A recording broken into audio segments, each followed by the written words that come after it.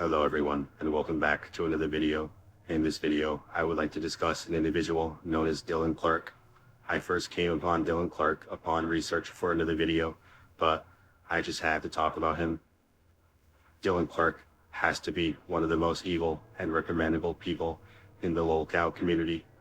A former manager of Daniel Larson, meeting him during the college arc, where Daniel would be fooled by trolls that he was enrolled in college, even having him attend fake classes and do homework.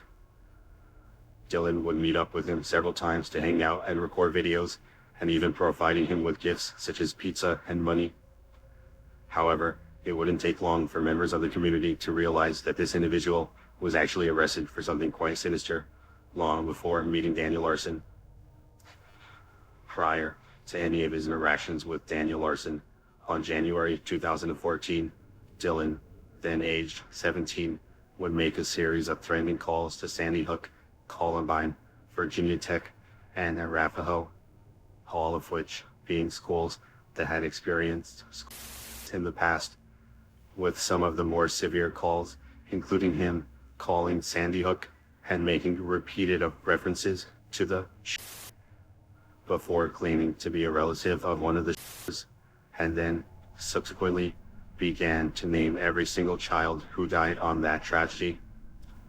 He would also call the school of Arapahoe and would threaten to burn it down.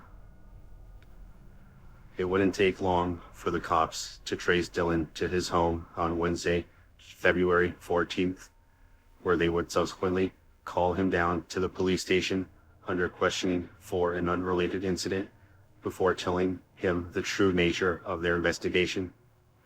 This unrelated incident being a case in which he called the police and threatened suicide earlier in that month, which was also deemed to be a prank call. It is safe to say that Dylan Clark has attention-seeking tendencies, which can be attributed to a lot of lolcow orbiters. I mean, who else would want to self-insert themselves into these people's lives? During their investigation at the police station, he would subsequently be arrested, and a laptop, Kindle, notebook, and cell phone were confiscated from his home. Also, during the interview of a deputy sergeant, he would be called a sick individual and be called weird, a young troubled man, and something being off about him by news reporters and neighbors alike. At his arraignment, Dylan would make a bizarre claim that his reasoning for these threats were so people would stop making fun of him on Facebook, and that the calls he had were a call for help, which doesn't even make any sense. After several court hearings, Dylan was charged with a false report or threat of terrorism, which is punishable by 20 years to life in prison.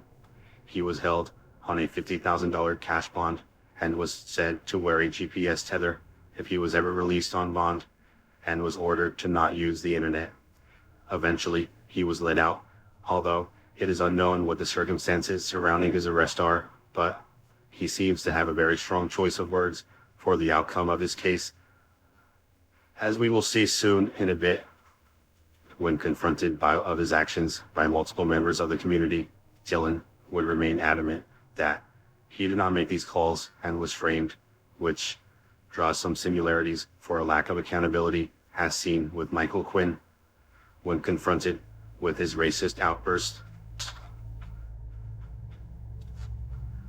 On March 11th, 2024, at around 2 a.m., it is speculated that Dylan Clark, with presumably nothing better to do, thought nobody would notice if he edited the wiki to portray him in a better light, including adding words such as allegedly for his crimes, changing the period to a grammatically incorrect comma for absolutely no reason, and belittling the prosecutors/government in his case, including many specific claims about the case and its outcome, leading little to no question just to who is responsible for these changes.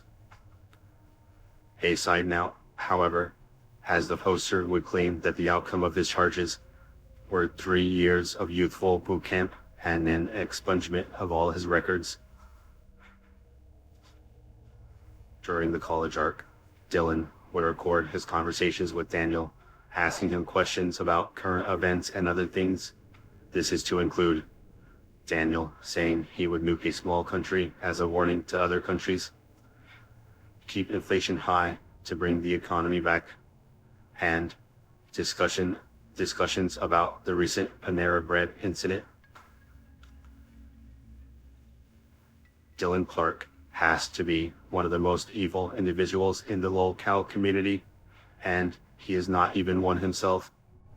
I hope he learns how to stay away from Daniel Larson and others, as he is not a good person. But, as you know, that probably won't happen.